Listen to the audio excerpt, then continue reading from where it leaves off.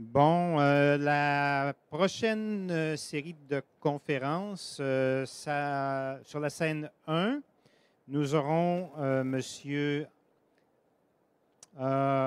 excusez-moi,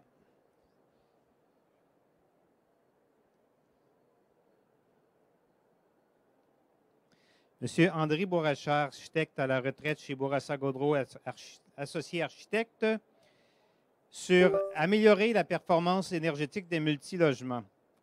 Pourquoi peine-t-on tant à offrir des logements plus efficaces en termes de consommation énergétique? Un bref survol des types d'immeubles existants ainsi qu'un plan audacieux pour nos élus pourront contribuer à apporter des solutions. Conférence présentée par GIT Portes et Fenêtres.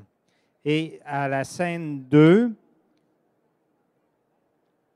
nous avons une conférence de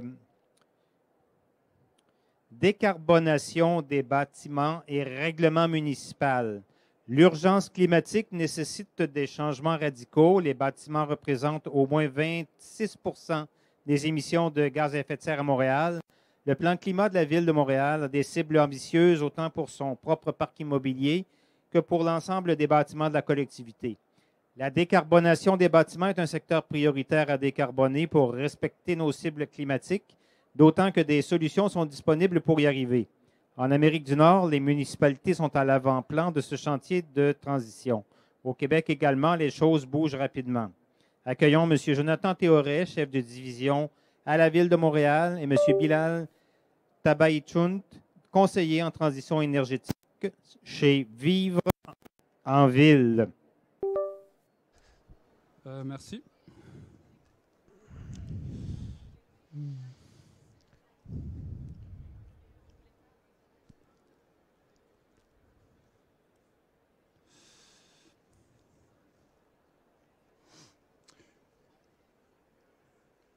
Excusez-moi, je cherche juste l'affichage en mode plein écran. Excuse-moi, est-ce que tu peux... Ouais.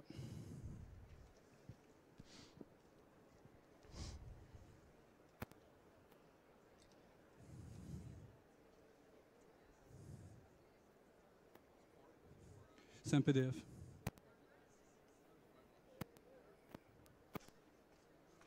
D'habitude, je vais dans affichage, mais là, je vois pas.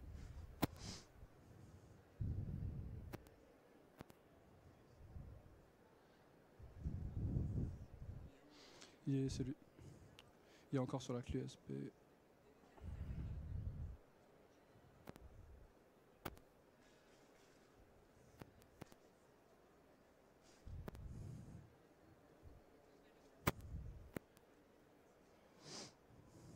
Parce qu'en fait, il ne s'affiche même pas sur l'écran. Okay. Parfait. Okay. Bonjour tout le monde.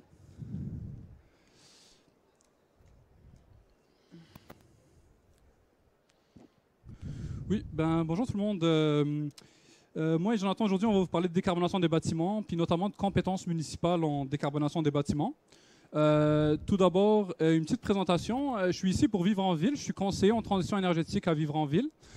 Vivre en Ville, c'est un organisme à but non lucratif qui vise à développer des collectivités viables au Québec.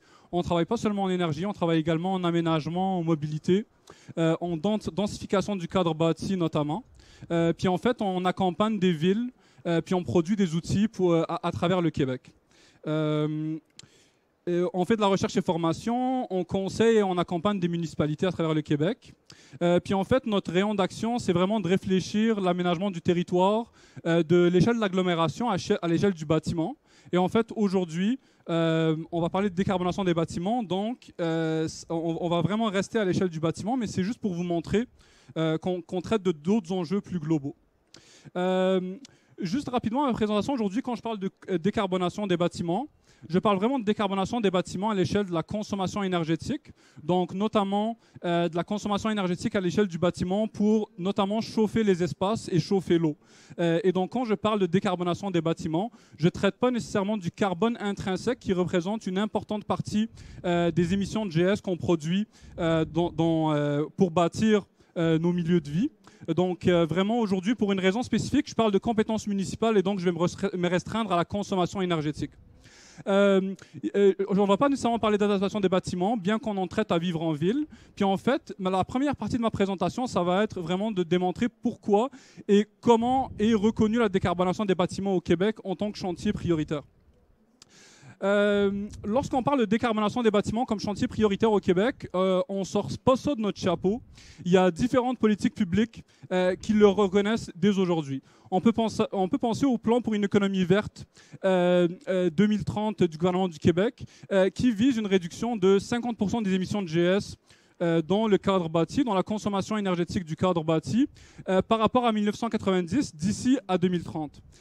Lorsqu'on regarde la première mouture du plan directeur de transition énergétique Québec, on voit que le secteur résidentiel était identifié comme le premier à avoir achevé sa transition énergétique, et le commercial et l'institutionnel. Donc, lorsqu'on parle de bâtiments, on parle des bâtiments résidentiels, commerciaux et institutionnels.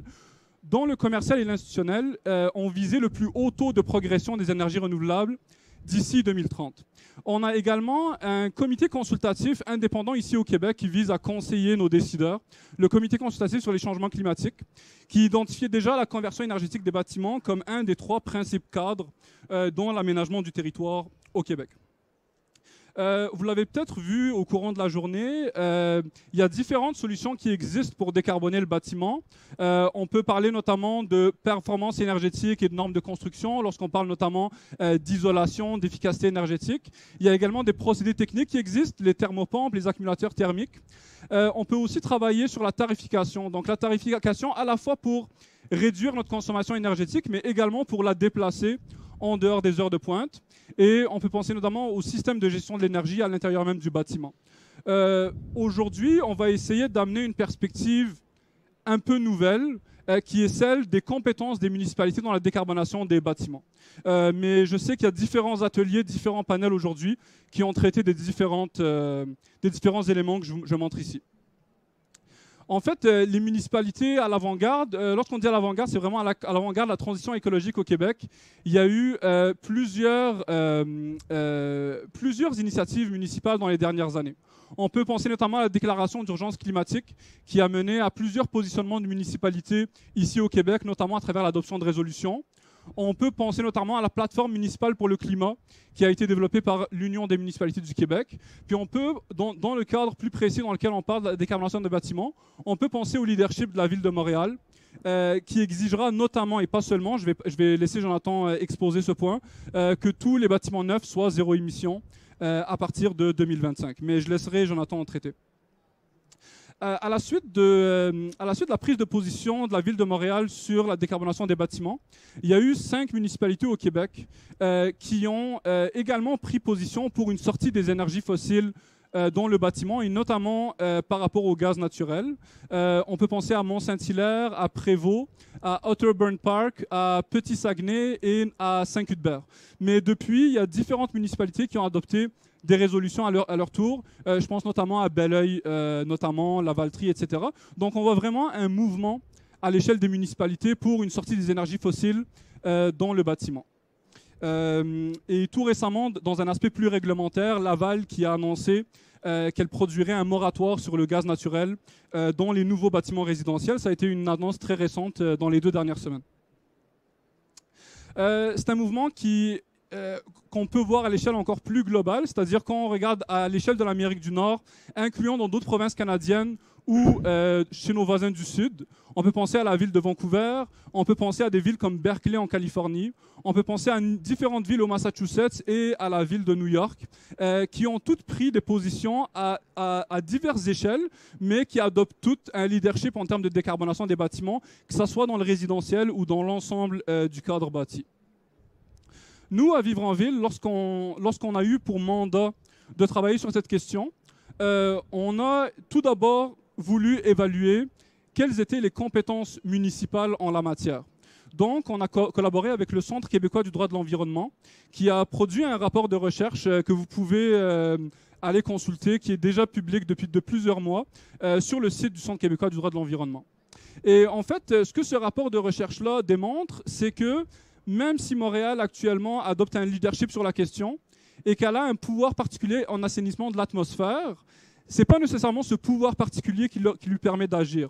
Parce que ce rapport-là, il a identifié différentes compétences municipales qui permettent à d'autres municipalités au Québec, en fait toutes les municipalités au Québec, d'aller de l'avant sur la question. On peut penser à la loi sur les compétences municipales qui accorde des compétences en environnement aux municipalités et qui encourage les municipalités à interpréter cette compétence de manière large. Et en fait, à travers cette loi sur les compétences municipales, en fait, nous, ça nous a surpris de le constater, mais même à l'échelle d'une municipalité, on peut penser à une réglementation sur les émissions de gaz à effet de serre émises dans le cadre bâti. Puis en fait, ici, j'affiche deux lois, la loi sur les compétences municipales et la loi sur l'aménagement et l'urbanisme, parce qu'il y a deux voies juridiques qui existent. La première serait de réglementer directement les émissions de GES à travers des normes d'émissions, mais on peut aussi travailler sur les appareils, sur les types d'appareils de chauffage. Et donc, on peut voir aujourd'hui des municipalités qui réfléchissent à décarboner le bâtiment, mais moins à travers les normes d'émissions qu'à travers le rythme de renouvellement des appareils de chauffage. Donc, on impose aux différents bâtiments au Québec de quitter les énergies fossiles au moment arrivé où ils doivent renouveler leurs appareils de chauffage. Puis en fait, lorsqu'on réfléchit à toutes les prises de position que les municipalités ont adoptées jusqu'à maintenant, leur discours a été clair, c'est de dire on a des compétences, on a la compétence d'agir, nous devons agir. Par contre, nous appelons le gouvernement du Québec à adopter un cadre réglementaire plus standardisé, plus homogène à l'échelle du Québec, en fait pour différentes raisons, mais la première raison à laquelle on pourrait penser, c'est l'enjeu de la mise à l'échelle.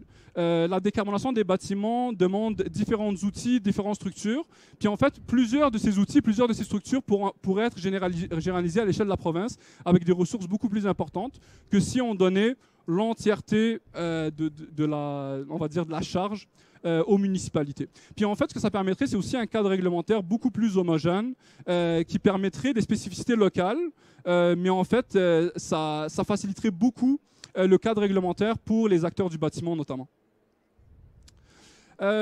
Lorsqu'on pense à la décarbonation dans le bâti existant, en fait, la décarbonation du bâtiment et les compétences municipales, c'est pas uniquement dans le nouveau bâtiment. Donc, en fait, on a mentionné les intentions de la Ville de Montréal, mais on peut également toucher au bâti existant, ce que fait la Ville de Montréal.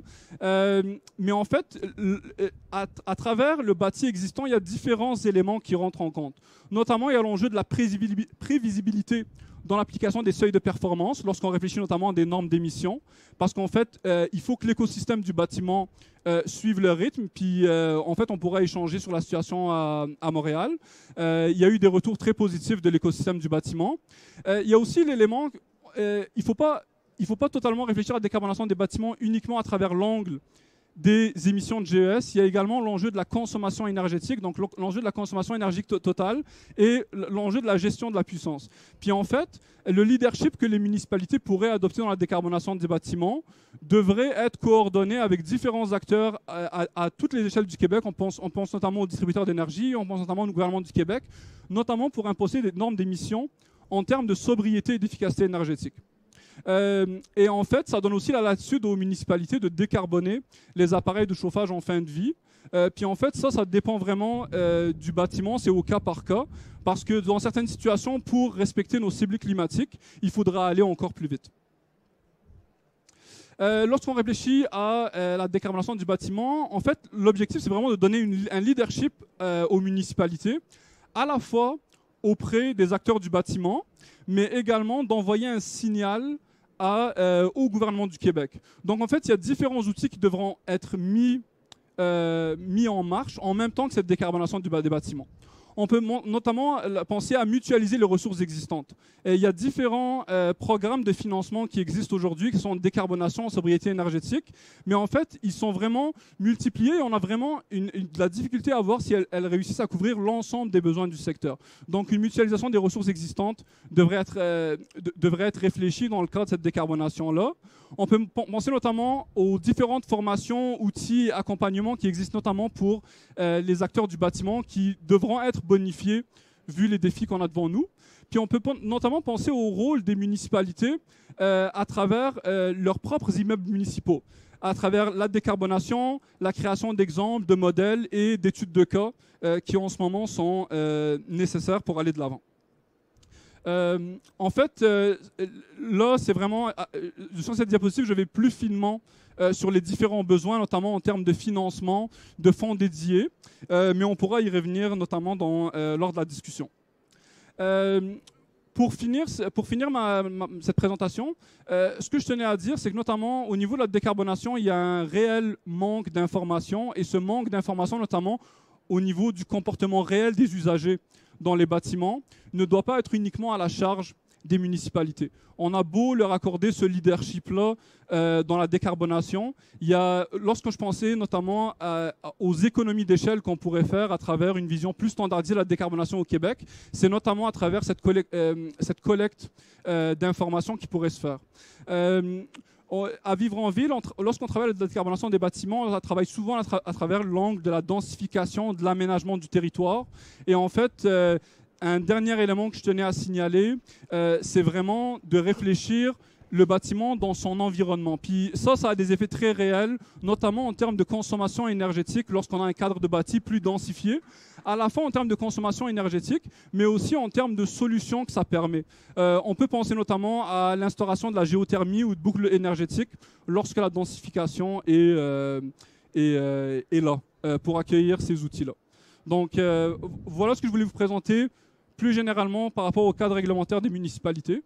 Puis je laisserai la parole à Jonathan pour ce qui est de Montréal notamment. Merci Bilal. On va changer de chapeau. Voilà. Je te laisse ta clé. Tiens, pour ne pas la perdre. Ah, merci.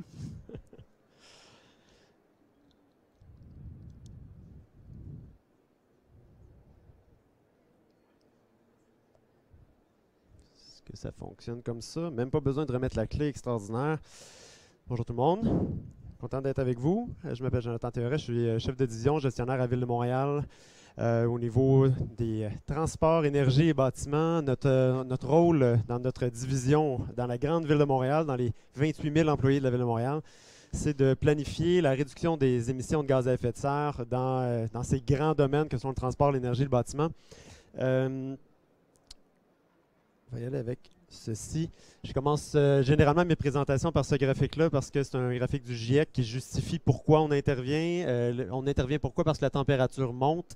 C'est observé depuis les dernières années de façon beaucoup plus détaillée, mais elle monte rapidement. Elle monte aussi au Canada. On voit qu'elle monte aussi relativement rapidement à l'échelle de ce qu'est 1 degré de température. Puis on sait, je vais aller vite là-dessus, mais que la relation entre la température et le carbone dans l'atmosphère est à peu près directe depuis des centaines de milliers d'années. Et le petit pic d'accroissement du carbone qu'on relève dans l'atmosphère dans les dernières années a de quoi nous alarmer en termes de vitesse à laquelle le changement climatique peut se produire. Comme on va parler de gaz à effet de serre pour le reste de la présentation, mais je fais quand même une aparté sur l'adaptation au changement climatique. Il n'y a pas que la réduction des émissions qui est importante, il y a évidemment s'adapter. On le voit concrètement dans plein d'aléas climatiques qui nous perturbent. Celle qui est peut-être la plus récente, mais toutes ces photos-là, c'est des photos qui ont été prises à Montréal. Donc, on n'est pas en train de voir là, des grands feux de forêt qui se déroulent en Colombie-Britannique ou ailleurs dans le monde.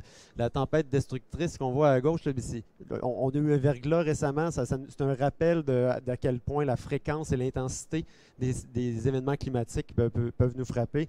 Et donc, on ne doit pas seulement réduire les émissions de gaz à effet de serre, mais évidemment adapter notre cadre bâti et nos villes à ces aléas qui vont être de plus en plus fréquents et de plus en plus intenses. Je reviens au gaz à effet de serre. Ça, c'est l'inventaire 2018. On vient de sortir les 2019-2020. Ils sont maintenant disponibles publiquement sur la page web de la Ville de Montréal. 11 614 kilotonnes équivalent de CO2. Qu'est-ce que ça mange en hiver, ça? Des kilotonnes d'équivalent CO2. Pour la plupart des gens, c'est très, très abstrait. Il faut se souvenir d'une chose. J'arrive à un chiffre qui est beaucoup plus concret après. Mais 11% et 14,8%, c'est essentiellement les émissions de gaz à effet de serre qu'on retrouve dans le bâtiment, les sources fixes dans le résidentiel, dans le commercial, institutionnel. À ça, on ajoute des émissions qui proviennent du bâti industriel également. Donc, c'est quand même une part importante, quelque chose comme 30% des émissions à Montréal qui proviennent du cadre bâti, donc des bâtiments qui sont évidemment déjà construits. Et un chiffre beaucoup plus concret que des kilotonnes, le chiffre 0, qui est les émissions auxquelles auxquelles on aspire, c'est-à-dire on doit se rendre à la carboneutralité. C'est l'objectif montréalais, mais c'est aussi l'objectif dans de nombreuses villes dans le monde, nombreux pays dans le monde, de se rendre à la carboneutralité. Puis comment on se rend à la carboneutralité? Bien, d'abord en optimisant la façon qu'on consomme notre énergie, mais également en la décarbonant, en utilisant des sources qui sont moins émissives graduellement, puis en compensant à la fin ce qu'on n'aura pas réussi à réduire. C'est facile, réduire nos émissions. C'est essentiellement une autre façon de le voir, mais c'est s'attaquer à 4 grandes sources d'énergie. Le gaz naturel, le mazout, l'essence, le diesel. Évidemment, l'essence, le diesel, davantage dans le transport. On a une belle manifestation ici dans le salon. Et en fait, en m'en venant ici, je n'avais pas réalisé que c'était au niveau du salon de l'auto électrique. J'avais la thématique du panel en tête. Mais donc l'essence, le diesel, on le règle un peu avec ce qui se passe dans le salon. Mais le gaz naturel, le mazout, on le trouve essentiellement dans le bâtiment. Et il y a des façons d'intervenir. On sait comment intervenir dans le bâtiment. Et c'est pour ça qu'on va aller aux diapositives subséquentes. Avant de me rendre dans le concret dans le bâtiment, il faut savoir que ce sont les sources principales utilisées. Puis, sans vouloir attaquer de front les énergies, mais si on veut s'attaquer à la réduction des émissions de GES, on se rend compte que par unité, par gigajoule, certaines énergies sont beaucoup plus émissives que d'autres. Les facteurs sont quand même impressionnants en termes de différence entre les différents usages d'énergie. Donc, évidemment, on voit à quoi on doit s'adresser. Le plan climat de la Ville de Montréal comporte 46 actions. Là-dedans, il y en a plusieurs qui concernent de près ou de loin le bâtiment. Les actions phares dans le bâtiment, l'élimination de l'usage du mazout dans les bâtiments, entre autres, l'adaptation de nos différents règlements en termes d'efficacité énergétique pour la construction des bâtiments, les programmes de financement. Mais je vais passer plus de temps sur l'action 27. Qui est de l'amélioration par le biais d'un système de divulgation, cotation et performance des grands bâtiments de la collectivité. Et l'action 30, c'est le parc immobilier municipal parce qu'évidemment, on se doit comme municipalité d'être exemplaire. Donc, ça fait partie des engagements qu'on a depuis fort longtemps. Je reviens sur le système de divulgation, cotation et performance. Ça a plein d'avantages, ça. Puis je vais revenir sur qu'est-ce que c'est exactement. Mais avant, donc on permet de réduire les émissions de GES, on permet d'accroître l'efficacité énergétique, on va réduire l'utilisation de différents combustibles, évidemment, qui ont tout plein qui soulèvent tout plein d'autres enjeux que les émissions de GES en tant que telles, mais les polluants atmosphériques qui sont dégagés par la combustion des énergies fossiles est aussi évidemment un grand enjeu. Et le grand avantage d'un règlement sur la divulgation, cotation et performance, c'est qu'il permet, par la divulgation des données par les propriétaires, d'accéder à de l'information, d'être capable de paramétrer les politiques publiques en fonction de données réelles. On navigue sinon un petit peu dans le vide, à l'aveugle, en termes de consommation énergétique. Quel est véritablement le portrait de la consommation énergétique de tous les bâtiments à Montréal, au Québec, au Canada? Les distributeurs d'énergie en connaissent une partie. Pour chacune de leurs énergies, peuvent plus ou moins se partager cette information-là. On vient établir maintenant un système où la transmission des données d'énergie, toute énergie confondue dans un bâtiment, devient obligatoire dans le grand bâtiment. Les bâtiments de plus de 2000 mètres carrés, 20 quelques mille pieds carrés, parce que on parle beaucoup encore en pieds carrés. Je vais parler en mètres à peu près toute la présentation. Et une fois que cette divulgation d'informations, qui est somme toute très simple, on se connecte à un portail, on crée le profil de notre bâtiment et ensuite on donne notre consommation énergétique qui va se faire de façon automatique à travers Hydro-Québec et Énergir. Et on clique sur transmettre, c'est envoyé à la Ville de Montréal. Ensuite, l'étape suivante, c'est la Ville de Montréal qui va établir une cotation. Comme plusieurs autres villes dans le monde ont commencé à le faire, je prends la Ville de New York, par exemple, qui le fait depuis plusieurs années, mais la province de l'Ontario qui exige la divulgation énergétique également depuis 2017, si je ne me trompe pas. Donc, on va établir une cote de performance pour des bâtiments similaires. Et enfin, il y a des cotes de performance à atteindre qui seront notre prochain objectif. Ça va ressembler à quoi une cote?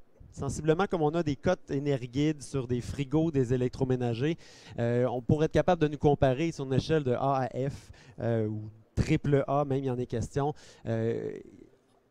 Quelle est la comparaison qu'on a sur notre consommation d'énergie en termes d'émissions de gaz à effet de serre concrètement, si on est un bâtiment résidentiel, commercial, institutionnel, si on est un concessionnaire automobile ou un salon de coiffure, ça ne sera pas évidemment les mêmes cotations, les mêmes types d'utilisation de bâtiments. Donc, on va avoir des bâtiments comparables et la cote D serait, par exemple, la moyenne de consommation, d'émissions de GES du bâtiment. Et cette cote serait est prévue à être affichée à l'entrée de l'ensemble des bâtiments à partir de 2 ans après les premières divulgations obligatoires. Ces règlements-là, c'est un règlement qu'on a travaillé et qui est en vigueur depuis 2021, la mi-2021. La première divulgation a eu lieu en juin dernier. On arrive à la prochaine, au 30 juin. Les bâtiments de 5000 m² et plus devront faire leur première divulgation.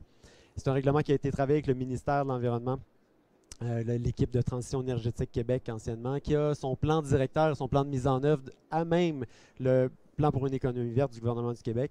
Donc, c'est des objectifs qui sont non seulement municipaux dans notre cas, mais qui sont vraiment partagés au niveau national. Et on va voir sous peu, on l'espère, le programme de divulgation, cotation, performance, autant énergétique que des données d'émissions de gaz à effet de serre au niveau du gouvernement du Québec. On a depuis ce temps-là, le 3 mai dernier, devancé un certain nombre de cibles. Je reviens sur les cibles originales. En 2030, les bâtiments municipaux doivent être zéro carbone opérationnel. En 2030, à l'intérieur du plan climat, on ciblait également que les nouveaux bâtiments de la collectivité, donc les nouvelles constructions, devraient être zéro émission. Et que tous les bâtiments municipaux, pas municipaux, mais de la collectivité, tous les bâtiments montréalais, devront être zéro carbone pour atteindre la carboneutralité en 2050. Le 3 mai dernier, on a devancé 2 de ces cibles-là parce que le nouveau bâtiment, on sait comment faire pour le rendre zéro émission. Les technologies sont présentes, existantes, accessibles et économiques. Et dès 2024-2025, il est prévu que les nouveaux bâtiments doivent être zéro émission.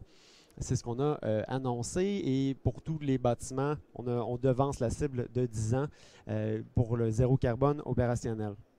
J'insiste sur carbone opérationnel parce qu'il y a été question dans les présentations précédentes beaucoup du carbone intrinsèque, du carbone des matériaux, qui est tout aussi important, mais qui va avoir un impact. En fait, si on ne s'adresse pas dans le nouveau bâtiment au carbone opérationnel, va avoir un impact sur le très, très long terme. Et évidemment, les actions sur le carbone intrinsèque doivent se faire en parallèle. On a un plan de match également là-dessus qui va s'en venir. Mais la feuille de route vers des bâtiments montréalais zéro émission s'adresse spécifiquement au carbone opérationnel. Et a été en consultation publique dès l'automne dernier auprès d'une commission permanente de l'environnement au niveau de la Ville de Montréal. Les recommandations ont été émises. Vous avez sans doute vu que les élus ont recommandé le bannissement de certaines mesures et une accélération, même allant plus loin que ce que la feuille de route comme telle proposait originalement. Donc, ces recommandations-là seront mises en œuvre dès que le comité exécutif de la Ville de Montréal s'en sera saisi dans les prochaines semaines, prochains mois. Les objectifs de cette feuille de route et de la consultation étaient, je disais, donc les GS de chauffage, le carbone opérationnel, d'établir, de communiquer 3 grands jalons réglementaires. Donc, j'y viens aux jalons en tant que tels et les moyens pour y parvenir. Donc, on sait qu'on a des cibles à atteindre. L'objectif n'est pas de remettre en question ces cibles-là, mais de savoir comment on va, qu'est-ce que ça prend comme condition gagnante pour pouvoir atteindre ces cibles. C'était l'objet principal de la consultation. Puis, notre cible est vraiment aussi de donner de la prévisibilité. Le mot est souligné, c'est pas pour rien, d'annoncer ces cibles-là aujourd'hui. En fait, depuis le mois ça fait déjà presque un an qu'on a annoncé les nouvelles cibles d'avancée. Donner de la prévisibilité. Pourquoi? Pour saisir l'ensemble des différentes opportunités de transformer le bâtiment existant. C'est là où l'essentiel du carbone opérationnel se retrouve. On doit décarboner, on doit modifier les systèmes les systèmes de chauffage des bâtiments existants pour véritablement atteindre nos cibles et saisir à chaque fois qu'il y a des rénovations dans le bâtiment, c'est des occasions pour transformer ces équipements-là. Premier des 3 grands jalons réglementaires, c'est dans le nouveau bâtiment, je le disais tantôt. Dès 2023, l'adoption d'un nouveau règlement. Je dis c'est le nouveau bâtiment, la nouvelle construction. On veut s'assurer que la nouvelle construction soit zéro émission ou zéro carbone. Les paramètres là-dedans sont en réflexion à ce moment même. L'adoption d'un tel règlement est prévue sous peu. Je ne peux pas m'avancer davantage aujourd'hui sur la date de l'adoption d'un tel règlement, mais on a vu également dans les nouvelles récentes, vous l'avez sans doute remarqué, Énergir a annoncé récemment souhaiter que l'ensemble des nouveaux bâtiments soient zéro carbone opérationnel sur le territoire du Québec. Donc, ça fait bouger. Les annonces de la Ville de Montréal, les annonces, Bilal t'en parlais tantôt, des différentes municipalités au Québec, il y a un mouvement. Le mouvement est de fond et ça amène même les distributeurs d'énergie à changer leur approche par rapport aux nouveaux bâtiments. L'approche est graduelle dans ce qu'on propose, que les bâtiments d'abord de plus petite taille soient affectés par la réglementation et parce qu'ils demandent moins de planification, et les bâtiments de plus grande taille en 2025. Donc, pour couvrir l'ensemble du parc des bâtiments neufs. Pourquoi s'adresser aux bâtiments neufs en premier lieu en termes d'axes réglementaires? Bien, premièrement, parce que ça ne coûte pas plus cher construire un bâtiment zéro émission opérationnel. Ça ne coûte pas plus cher, c'est démontré. Maintenant, ça peut avoir des impacts sur la pointe énergétique et on est sensible à ça. Les systèmes tout à l'électrique avancés ou voire optimisés ont un coût qui peut être un peu supérieur au niveau du coût de construction. Maintenant, lorsque c'est bien fait, ce coût-là se rattrape évidemment sur la durée de vie d'un bâtiment, étant donné l'optimisation des coûts énergétiques qui viennent contrebalancer les coûts les coûts originaux de construction. Ensuite, et c'est sans doute le plus important, il faut savoir que les bâtiments du futur sont déjà construits, essentiellement construits. Les bâtiments qu'on va avoir en 2040, en 2050 dans le parc immobilier montréalais et partout dans le monde sont essentiellement déjà construits. Donc, on doit absolument trouver des moyens réglementaires d'intervenir. Puis la ville de Montréal, comme toutes les autres villes, ont des leviers. Puis là, on en a bien parlé tout à l'heure. On a des leviers réglementaires, on doit les activer. Le gouvernement du Québec également doit faire des gestes réglementaires de ce côté-là pour faire en sorte que l'ensemble des bâtiments, puis c'est pas innocent le fait qu'il y ait une église en plein milieu, incluant dans le patrimoine construit qui est patrimonial, par exemple. Comment on intervient dans ce cadre bâti-là? Il y a des gestes réglementaires à y avoir, il y a des sensibilités à y avoir, évidemment, puis la consultation publique nous a donné un certain nombre de jalons et de points de sensibilité à respecter. On doit faire une transition qui est juste, une transition qui est équitable, une transition qui respecte le patrimoine. Évidemment, il y a tout plein d'éléments à contrebalancer, mais on doit intervenir dans le cadre bâti, c'est essentiel. Le premier axe au niveau du cadre bâti, et c'est un acte qui est relativement simple. Tout comme sur la divulgation énergétique dans le grand bâtiment, il y a un des éléments pour lesquels on navigue relativement à l'aveugle, c'est quel est l'état où sont les systèmes énergétiques, les appareils à combustible dans le bâtiment existant, où sont-ils? C'est un portrait qui est assez peu connu. Étonnamment, évidemment, les livreurs d'huile à chauffage savent où il y a des systèmes d'huile à chauffage. Le distributeur de gaz naturel sait où il y a du gaz naturel qui est distribué adresse par adresse. Et pour autant, pour pouvoir accompagner chacun des ménages, chacun des commerces, chacune des institutions à travers des programmes de soutien, à travers des politiques publiques qui sont adaptées. Ça nous prend un portrait qui est juste de la situation. Donc, une déclaration obligatoire des appareils de chauffage qui permettent l'utilisation d'un combustible va nous permettre d'avoir ce portrait-là. Ça existe déjà, une telle déclaration, pour les combustibles solides. Vous savez, les foyers au bois doivent déclarer, en fait, les propriétaires de bâtiments avec un foyer au bois doivent le déclarer depuis quelques années déjà. Une simple déclaration unique, on se connecte à un portail, on rentre le fait qu'on a une chaudière au mazout, un foyer au bois, un foyer au gaz naturel, et c'est aussi simple que ça, mais ça va permettre à la Ville de Montréal de paramétrer des programmes de soutien et des programmes réglementaires qui sont adaptés pour les étapes ultérieures.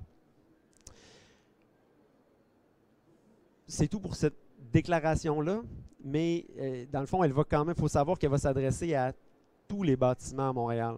Tous les bâtiments, du petit résidentiel au très grand bâtiment commercial et institutionnel.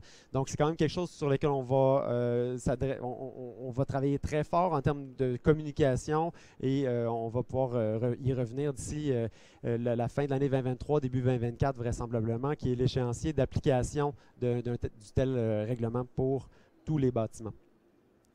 Je reviens aux grands bâtiments, les bâtiments de 2000 m² et plus. Le système de divulgation, cotation, performance, l'étape suivante à la divulgation obligatoire qui est déjà effective, c'est l'établissement des cotes de performance.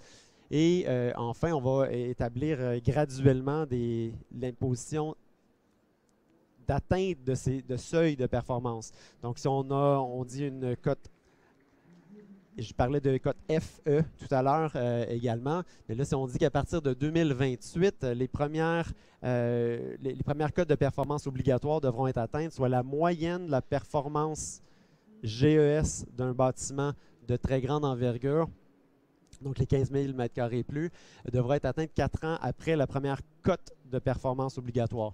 Un peu technique, mais l'idée est de présenter une prévisibilité en termes de quand est-ce que les seuils de performance devront être atteints dans le grand bâtiment, de sorte qu'en 2040, l'ensemble des bâtiments soit zéro carbone opérationnel.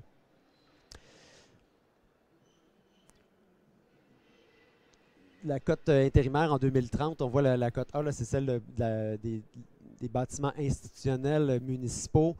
Donc, c'est une cible qu'on a avec les grands partenaires du C40, là, pour laquelle les défis sont très grands. On sait que les défis vont être grands également dans le bâtiment existant de la collectivité, mais la Ville de Montréal entend être exemplaire à cet égard.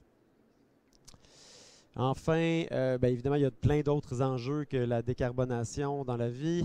L'efficacité énergétique, j'en ai pas parlé, mais bien qu'on veuille décarboner, puis que la décarbonation au Québec puisse se faire à travers passer d'un combustible fossile à l'utilisation d'électricité qui est essentiellement zéro émission au Québec. Gaspiller l'énergie électrique qui est propre n'est pas du tout une bonne façon de voir la chose et tous les enjeux de pointe énergétique et les pointes électriques sont extrêmement importants. Tous les enjeux de puissance, on doit s'attarder à ces éléments-là à travers nos règlements de construction, entre autres, mais également à travers les systèmes de performance énergétique, comme le gouvernement du Québec va le faire à travers son système de divulgation, cotation et performance. Toutes les émissions intrinsèques, on en a parlé rapidement. Et puis, évidemment, l'adaptation au changement climatique. Puis, Bilal parlait très bien de l'aspect de l'urbanisme où est bâti un certain immeuble peut avoir autant d'impact sur les émissions de GES que l'opération de ce bâtiment-là comme tel. C'est ce qui complète ma présentation. Puis on avait, je ne sais pas, on est en combien de temps?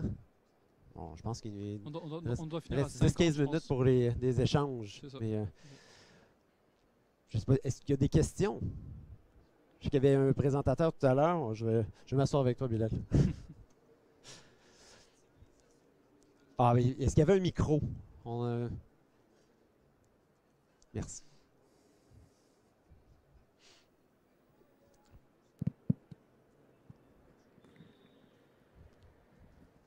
En fait, je suis curieux pour la question de données sur la consommation d'énergie dans les foyers.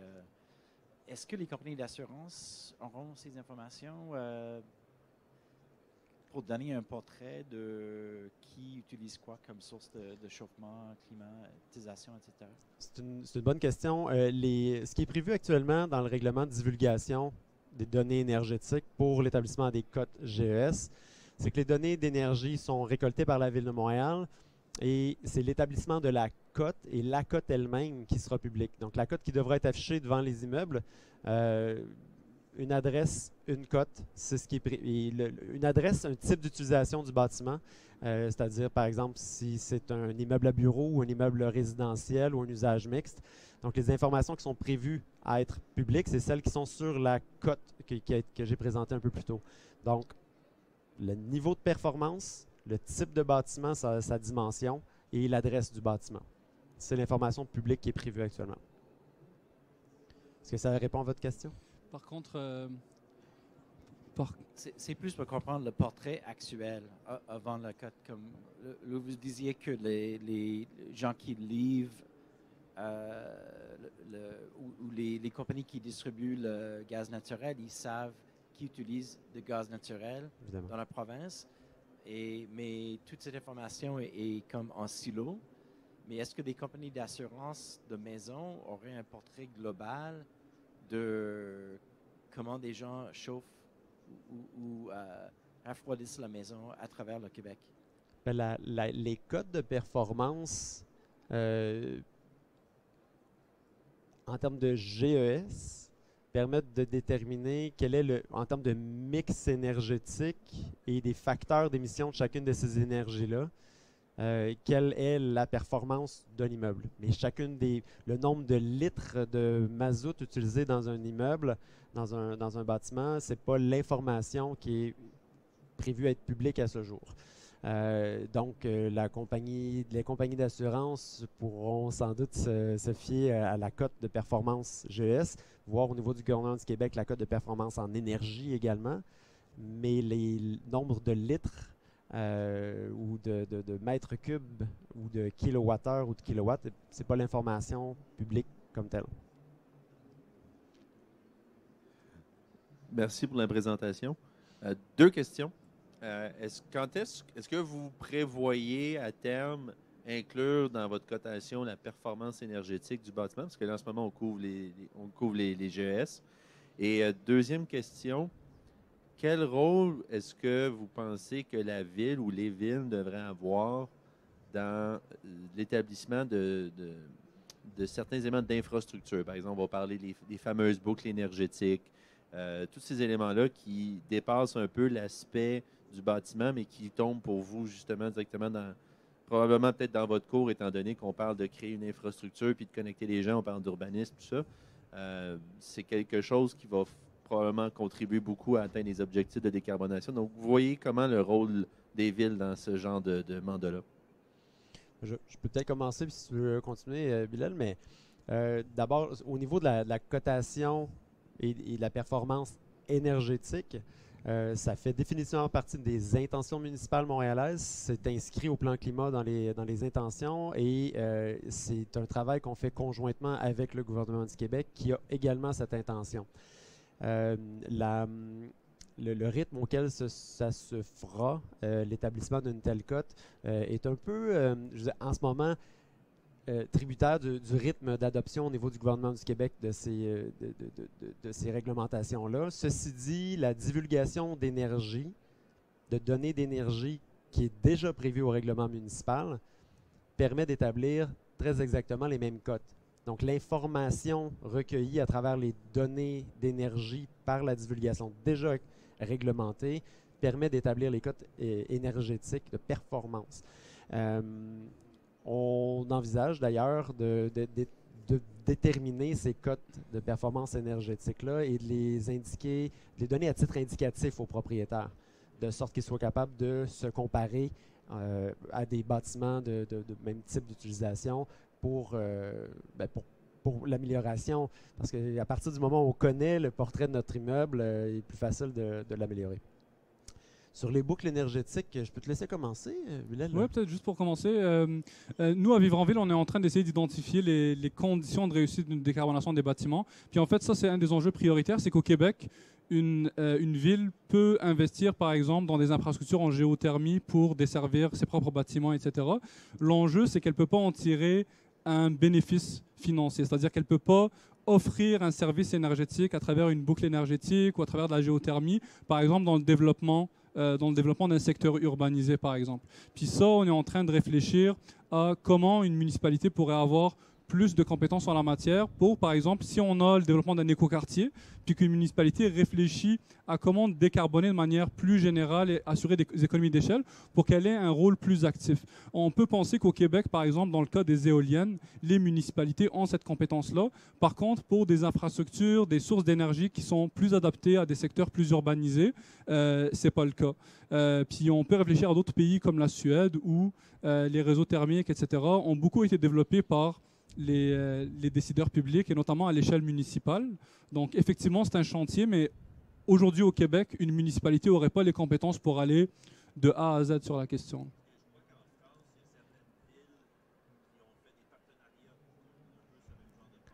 Oui, tout à fait. Puis au Québec, en fait, on peut développer déjà des boucles énergétiques, etc. Par contre, une municipalité ne peut pas jouer un rôle d'investisseur financier puis en tirer un bénéfice. Elle peut par contre les utiliser pour ses propres usages ou alors faciliter les infrastructures par, on va dire, l'émission de permis, etc. Mais c'est l'aspect financier qui cloche en ce moment sur cette question. Je ne vais pas te contredire, Bilal, mais je vais mettre un petit bémol. Ouais. Parce qu'on travaille très fort au niveau de la Ville de Montréal à l'établissement d'une structure de gouvernance qui nous permette de véritablement déployer et accélérer le déploiement de boucles thermiques, de réseaux thermiques urbains. Il y a des grands secteurs en développement, comme par exemple la Chenest, le secteur des Faubourgs, le secteur de Namur-Hippodrome, le secteur Bridge-Bonaventure, dans lequel il y a soit de la construction, reconstruction, requalification de secteurs, puis pour lesquels le potentiel est énorme. Et les valorisations de rejets thermiques peuvent être essentiellement beaucoup facilité par le biais de réseaux thermiques urbains. Et considérant le potentiel énorme, on travaille à l'établissement de la bonne structure juridique pour que la municipalité puisse accélérer ce mouvement-là. Différentes structures sont évaluées, les sociétés d'économie mixte, entre autres, qui font partie des outils gouvernementaux qui permettent à une municipalité de s'impliquer dans un modèle. Ça fait partie là, des éléments qui sont regardés sérieusement. Et on a des échéanciers qui sont assez agressifs de ce côté-là. J'ai envie de dire, tenez-vous au courant des nouveautés dans les prochains mois à ce sujet-là. Bonjour. Bonjour. Je m'excuse, j'étais un peu en retard pour cette présentation. Je ne sais pas si tu as parlé de l'isolation des maisons qui peut être très coûteux et les gens hésitent à mieux isoler leur maison à cause de le coût impliqué et des fois ça implique un nouveau revêtement de la maison. Deuxième question, c'est que avez-vous l'intention d'exporter ailleurs au Québec votre modèle? Moi, je vis dans la Laurentide. Et troisièmement, sur le gaz naturel, dans le budget de Québec 2023, il y a l'argent pour le prolongement du réseau pour le gaz naturel qui va à l'encontre de qu'est-ce que tu veux faire. C'est tout. Trois intéressantes questions. Par laquelle commencer? Bilal, as-tu des éléments? Oui, ben en fait, j'ai entendu surtout la troisième question, celle sur le gaz naturel. Donc effectivement, nous à Vivre en Ville, on a une position assez simple là-dessus, c'est-à-dire que en fait, on est aligné avec la stratégie québécoise sur les bioénergies et l'hydrogène vert qui vise à une priorisation des usages. Actuellement, on pense notamment à décarboner à travers le gaz naturel renouvelable. Effectivement, c'est une source d'énergie qui est précieuse.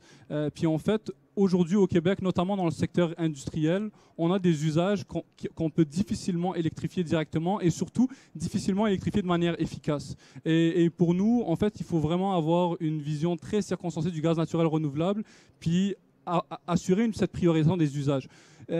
l'enjeu du développement industriel au Québec, effectivement, il va devoir se faire. Là, vous mentionnez notamment des extensions de réseau. Pour nous, ces extensions de réseau ne devraient pas concerner le cadre bâti, c'est-à-dire les bâtiments résidentiels, commerciaux, institutionnels, puis ils devraient viser des usages industriels qui sont difficiles à électrifier, parce qu'en fait, c'est une ressource précieuse, puis plus les différentes échelles de gouvernance vont être actives à l'échelle de la transition énergétique, plus elle va être précieuse, puis plus en termes de volume, on aura des problèmes au niveau de l'approvisionnement. Et pour nous, une des manières de prioriser ces usages-là, c'est vraiment d'assurer cette décarbonation des bâtiments en sortant l'ensemble des énergies fossiles, notamment le gaz naturel. Mais ça, effectivement, ça n'engage que moi et mon organisation. Donc ça, c'est pour la troisième question. Par contre, vos deux premières questions, je ne les ai pas très bien entendues. J'ai envie de dire que sur cette troisième question, c'est une super bonne réponse à laquelle j'adhère pleinement. Et sur les deux premières, sur l'isolation des bâtiments, dans le bâtiment neuf, ça ne coûte pas beaucoup plus cher. Dans le bâtiment existant, dans la rénovation, effectivement, les rénovations de l'enveloppe thermique d'un bâtiment peuvent être relativement coûteuses. Et c'est pour ça que les politiques publiques qu'on instaure à la Ville de Montréal sont d'abord visent la prévisibilité, visent à donner sur le long terme une cible. Et là, d'ici 2040, l'objectif est que les propriétaires de bâtiments soient bien conscients qu'il faut saisir chacune des opportunités d'une rénovation majeure pour véritablement revoir les systèmes énergétiques et l'enveloppe d'un bâtiment. Donc, il faut saisir chacune des opportunités. Ça prend du temps, renouveler le parc immobilier. Il faut vraiment tout saisir. La deuxième question était sur est-ce qu'on prévoyait exporter les réglementations, les plans de match municipaux montréalais à l'extérieur. L'approche réglementaire sur laquelle on travaille actuellement en est une qui, justement, est facilement exportable, est facilement duplicable et à laquelle, dans le fond, il y a deux façons de le voir. On peut dire l'ensemble des municipalités au Québec pourraient reproduire des règlements municipaux montréalais pour aller de l'avant avec ces objectifs-là. Mais d'un autre côté, comme mon collègue le mentionnait un peu plus tôt, le gouvernement du Québec a un rôle à jouer et tout comme lorsque les intentions municipales d'agir au niveau du mazout se sont manifestées, je pense à la ville ville Mont-Royal et donc la ville de Montréal se sont manifestées en disant on veut travailler à sortir l'utilisation du mazout dans le chauffage dans nos municipalités. Le gouvernement du Québec, dans son analyse d'impact, a dit il y a des municipalités qui veulent bouger. On devrait peut-être établir un cadre réglementaire pour tout le monde finalement. C'est ce qui a été fait dans le mazout, puis on le voit. Là, c'est maintenant interdit de déployer du nouveau mazout dans certains bâtiments et bientôt interdit de réparer et de remplacer des fournaises à l'huile par d'autres systèmes fonctionnant avec une énergie fossile. Donc, il y a une double intention. À la fois, oui, la capacité de dupliquer, mais également la volonté d'influencer, de montrer, de prendre la chaleur, certainement, en termes de... C'est pas facile, nécessairement, faire passer des règlements municipaux qui sont ambitieux d'un point de vue climatique. Mais la Ville de Montréal veut montrer cette voie-là et de nombreuses autres municipalités le font également là, et embarquent dans le train et l'accélèrent. Pour rebondir là-dessus, c'est pour ça que nous, on demande une action à l'échelle gouvernementale, notamment au niveau de la divulgation, cotation, performance. C'est peut-être pas à la portée des plus petites municipalités au Québec. Par contre, l'aspect réglementaire, lui, est disponible. Nous, avec le Centre québécois du droit de l'environnement, on a développé un rapport de recherche qui parle des compétences municipales en décarbonation des bâtiments. Mais on ne s'est pas arrêté là. Avec le Centre québécois du droit de l'environnement, on a développé un modèle de résolution qui a déjà commencé à être adopté par différentes municipalités au Québec, et notamment un projet de règlement qui commence à être activé par des municipalités. Fait qu'en fait, il y a d'autres manières de décarboner le bâtiment. Par contre, effectivement, il va devoir y avoir des échanges avec différentes municipalités parce qu'il y en a qui sont plus en avance que d'autres. Donc, il va y avoir du partage d'informations, d'expériences qui va devoir se faire. Par contre, au niveau des résolutions et des règlements, il y a des outils qui existent, des modèles qui sont déjà publics. Si ça vous intéresse, je peux vous en parler suite à la conférence. Ouais. Merci pour la Merci pour la présentation. J'ai une petite question sur les codes GES. On comprend qu'il y a des codes dépendamment des types de bâtiments, mais c'est quoi les autres bases sur lesquelles, les autres critères sur lesquels vous vous basez pour définir ces codes-là? J'ai pas bien compris le début de votre intervention. Ce que j'ai compris, c'est que les codes GES dépendent du type de bâtiment, si c'est du résidentiel ou autre. Mais est-ce qu'il y a d'autres considérations que vous prenez dans la définition de ces codes-là? Ben donc, d'une part, il y a la dimension des bâtiments. Donc, 2000, 5000, 15 000 mètres carrés sont les bâtiments assujettis. Et ensuite, les types d'utilisation du bâtiment, il y en a quand même plusieurs, plus d'une vingtaine de types d'utilisation différentes. Et ensuite de ça, évidemment, il y a toute la normalisation climatique, là, sans rentrer dans le détail, mais on veut être en mesure de comparer une année où il a fait très froid, une année où les normales climatiques sont différentes, pour faire en sorte que les cotes de performance ne soient pas influencées grandement par justement la météo, là. Il y a différents autres paramètres là-dedans. On est à l'établissement des dites cotes et ça va se faire en collaboration, c'est en train de se faire en collaboration avec le gouvernement du Québec pour qu'il n'y ait pas deux échelles de cotation différentes, donc partout au niveau du territoire national versus une municipalité ou plusieurs municipalités qui mettraient en place ces mesures-là. Je comprenais du signal qui restait 2 minutes. J'imagine que 2 minutes, ça doit faire à peu près ça. Donc, merci. Merci à tout le monde. Merci. Merci beaucoup.